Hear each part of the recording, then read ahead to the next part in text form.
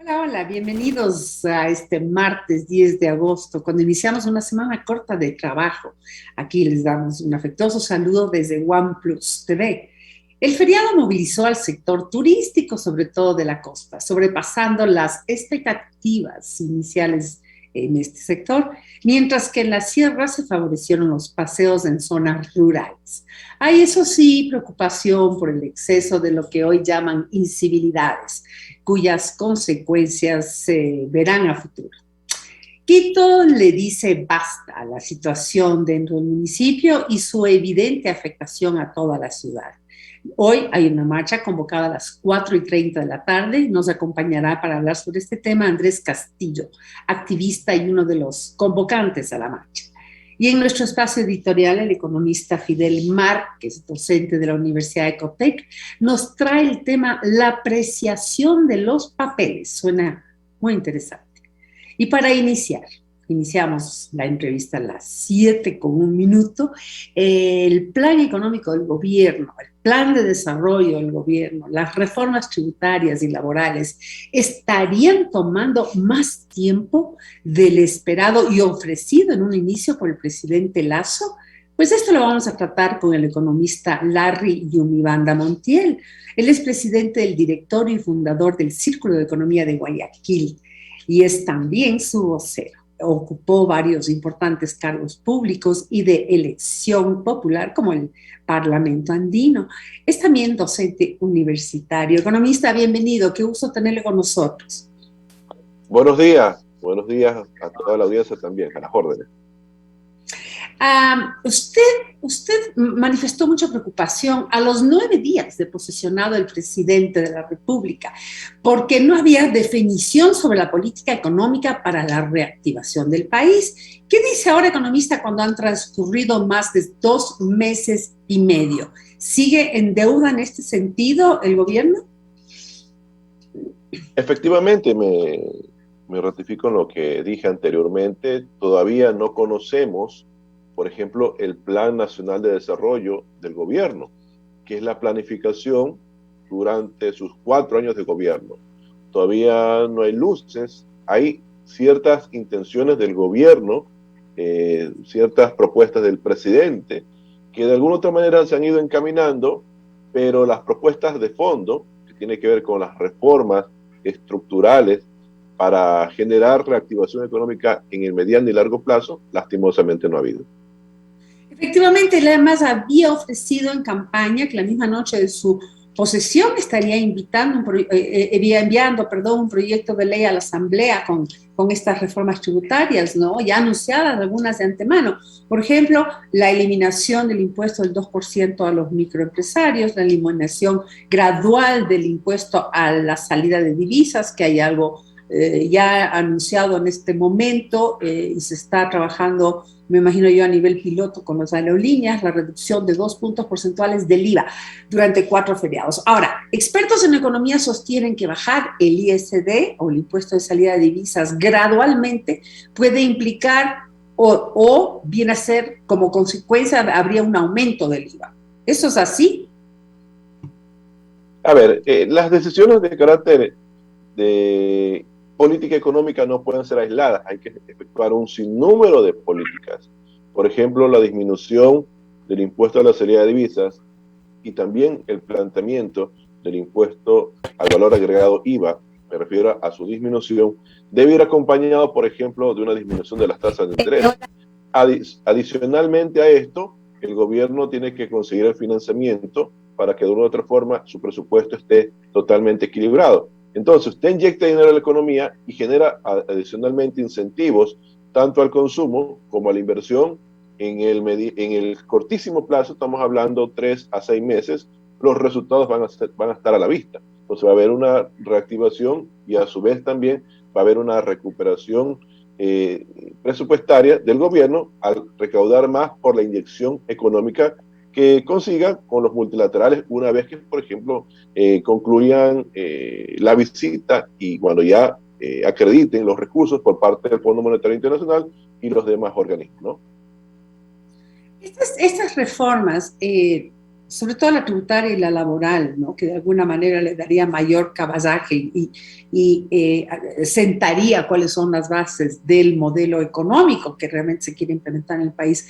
¿Será que están detenidos por estas fuerzas sociales y políticas que podrían frenar su aprobación en la Asamblea? ¿Se estará buscando antes de eso llegar a consensos o tener mayor seguridad de que estas van a ser aprobadas?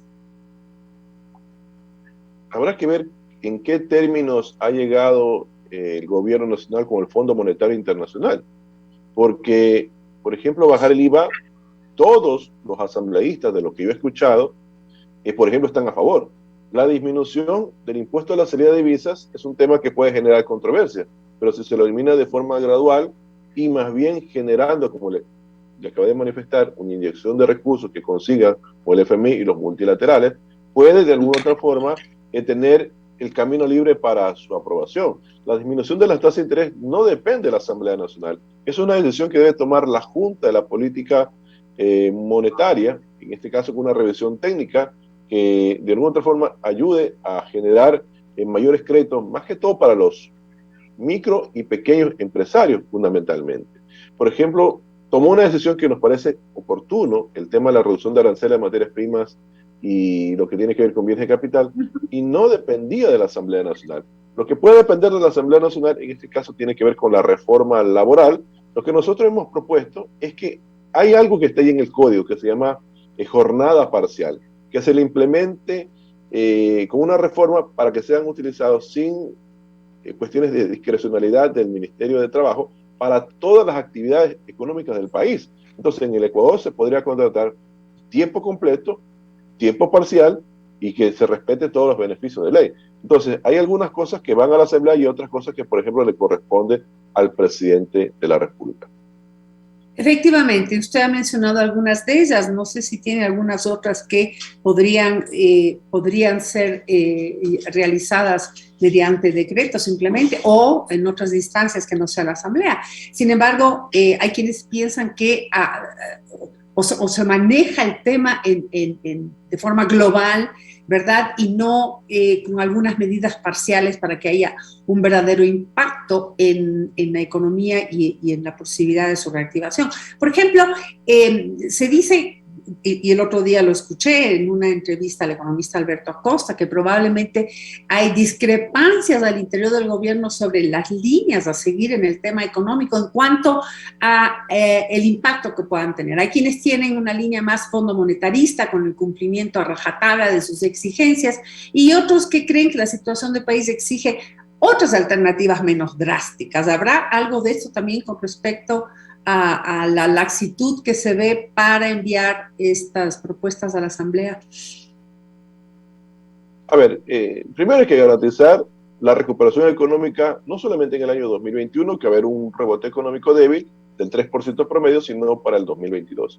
Y a su vez, hay que generarle los recursos al Fondo Monetario Internacional, garantizarle más que todos los recursos, porque ellos prestan para que le devuelvan. Entonces, el tema es que, de acuerdo a la pandemia, lastimosamente hemos tenido múltiples problemas estructurales en la economía que es necesario recuperarse. Por ejemplo, este año va a haber una mejora en la recaudación tributaria por efecto del rebote de la economía, como le acabé de mencionar, pero eso va a ser insuficiente con respecto al año 2019. Entonces, hay que apuntalar las reformas económicas este año.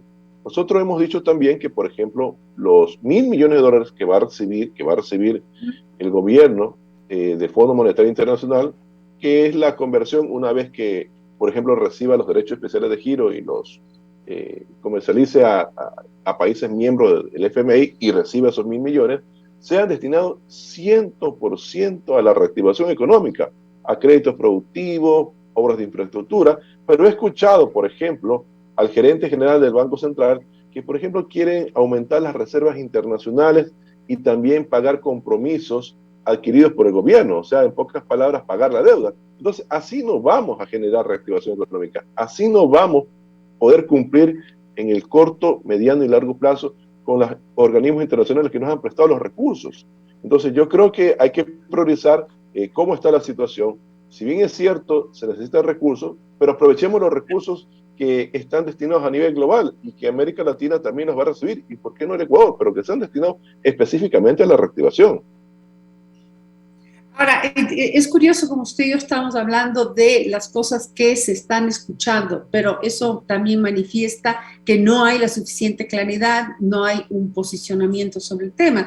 Tenemos otro aspecto que requiere claridad en cuanto a hacia dónde se va a direccionar y tiene que ver con la reforma petrolera, la minera, la laboral. Si bien se ha dicho que lo que se pretende es duplicar la cantidad de extracción petrolera, etcétera, pero hay quienes manifiestan una cosa es decirlo y otra cosa es realmente tener una propuesta seria, evaluada, estudiada, investigada, porque las cosas no son tan fáciles como parecen. ¿Qué nos falta en esa área?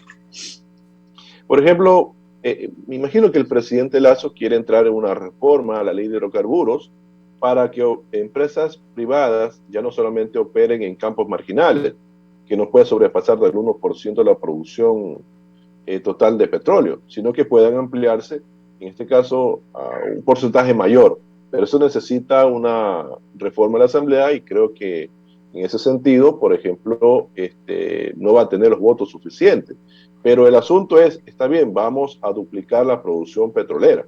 Perfecto, viene otra compañía, comienza a invertir, pero el tema se incrementan las exportaciones, pero el tema es los recursos que se quedan y los recursos que se van. Entonces, si vamos a duplicar y la mayor parte de los recursos por la comercialización de ese crudo se van fuera del país, tampoco va a haber en este caso desarrollo. Habrá desarrollo en los números, pero no va a ser un desarrollo inclusivo que realmente beneficie a la población. Lo que nosotros hemos dicho es algo muy puntual, que las empresas públicas, especialmente las petroleras, Petroamazonas y Petroecuador, hasta que se logren fusionar, entren en un proceso de capitalización, o sea, vendan su paquete accionario del 49% para que otro interesado, o pueden ser las mismas personas, los ciudadanos, puedan adquirir acciones para que de alguna otra forma se capitalice y pueda, de alguna otra forma, iniciar procesos de exploración, explotación y comercialización de crudo de forma más agresiva, pero obviamente respetando el medio ambiente, que consideramos que el petróleo, de alguna otra forma, sigue siendo fuente de recursos, aunque el precio del barril de petróleo hoy en día ha bajado a $66 promedio, cuando lo teníamos hasta hace pocos días, hace 7, 8 días, en aproximadamente $73, ¿no?, por barril, el WTI.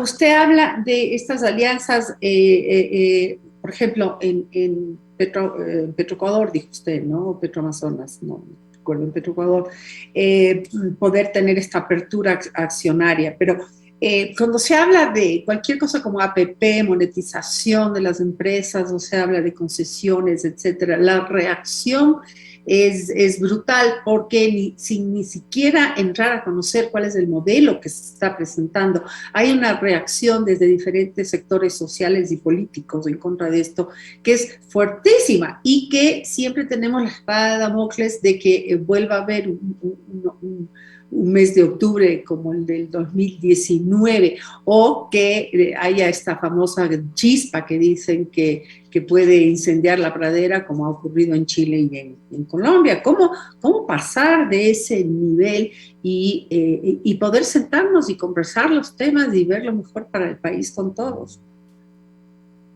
El tema es que cumpla su plan de trabajo. Él dijo crecimiento económico con justicia social son dos caras de la misma moneda y que eso va a generar paz social. Todos los ecuatorianos estamos esperando eso, pero si va a entrar a privatizar, por ejemplo, los sectores estratégicos, va a tener reacción por parte de los sectores sociales.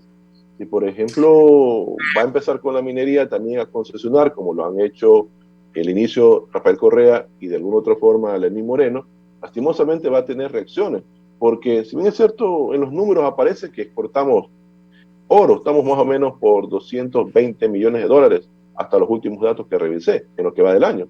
Pero esos recursos no se quedan en el Ecuador, se van porque hay alguien que invirtió.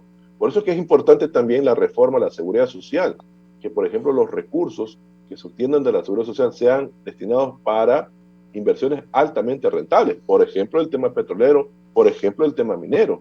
Y de alguna otra forma el gobierno va poco a poco saliendo de ese 40% que no es sostenible en el tiempo. Pero para eso se necesita una reforma de la ley de seguridad social para que cambie su administración, para que el consejo directivo sea compuesto íntegramente, el 100%, por sus trabajadores. Entonces, hay mucho por trabajar, pero parece que el gobierno está más que todo midiendo el campo porque sabe que no tiene los votos, pero no tiene los votos porque algo oculta. Pero si transparenta lo que realmente ofreció en campaña, no creo que vaya a tener inconvenientes, porque todo lo que hemos conversado aquí, él lo dijo en campaña, y eso debe de cumplirlo. Y yo creo que la Asamblea Nacional está esperando las reformas de ley en ese sentido. Para Damocles es este acuerdo con el Fondo Monetario Internacional. ¿Qué es lo que se debería revisar en cuanto a los términos del acuerdo? Si no me equivoco, hay ahí una suerte de exigencia de subir el IVA, de crear impuestos a los combustibles, etcétera. Usted que debe tener mayor insight del tema, ¿qué es lo que tenemos que revisar con el fondo? El Fondo Monetario Internacional plantea que el Ecuador aumente su recaudación tributaria en más o menos 1.500 millones de dólares al cabo de 3 años y que también reduzca ese mismo monto al cabo de 3 años en materia de gastos. Pero hay un sinnúmero de condicionamientos que llegó a acuerdo con el gobierno de Lenín Moreno. Por ejemplo, subir el IVA del 12 al 15%, por ejemplo, crear un nuevo impuesto, el impuesto a los combustibles, que sería un impuesto adicional al IVA en la cual pagan todos los usuarios que consumen sea diésel y los diferentes tipos de combustibles que hay en el país. Pero, por ejemplo, esos temas también deben, de alguna otra forma, sacarse de la mesa de negociación, plantear una reforma a la carta de intención, sin perjuicio que también hay que revisar, por ejemplo, el tema de que los décimos, tanto tercero como decimocuarto, sean parte del cálculo del impuesto a la renta, que eso también está en la carta de intención y que tendrá que ser revisado de la manera que sean excluidos y entrar con otro tipo de reformas un poquito más ambiciosas, como por ejemplo el asunto de combatir la corrupción, el asunto de combatir la ilusión fiscal, el asunto de combatir la evasión fiscal, de alguna otra forma generar los mismos objetivos, pero con otro tipo de medidas. Pero obviamente el gobierno tiene que entender que la situación en Ecuador es complicada al saber que nosotros estamos dolarizados y no tenemos moneda para poder imprimir, que los otros países lo tienen y adicionalmente también tienen buenas reservas, cosa que nosotros tampoco nos adolecemos de eso. Entonces, hay que buscar alternativas. Yo creo que el gobierno nacional tiene el equipo en el gobierno, pero lastimosamente no ha articulado de mejor manera, no sabe de lo que va a pasar en el mediano y largo plazo del gobierno, porque no ha presentado, por ejemplo, su Plan Nacional de Desarrollo, que es lo que realmente esperamos todos los ecuatorianos. Bueno, se han dado algunos pasos muy positivos en términos generales, quizás un poco aislados. Lo que ahora se espera es un plan general que nos ubique en el tiempo y hacia dónde vamos a ir en estos 4 años y qué es lo que efectivamente se va a lograr. Una cosa, como dicen, es con guitarra y otra con violín. Ahora que ya están sentados ahí y conocen los verdaderos problemas que existen, ya nos pueden dar un panorama más certero de qué es lo que se quiere y a dónde se va. Muchísimas gracias, economista y Unibanda, por habernos acompañado. Realmente gracias, un gusto. muy buenos días. Y hay un tema pendiente con usted que sí tiene que ver también con lo que mencionó de la reforma al Instituto Ecuatoriano de Seguridad Social. También nos interesa mucho que tendremos oportunidad de conversar en el futuro. Gracias, un abrazo y buenos días. Buenos días a la audiencia también. Gracias.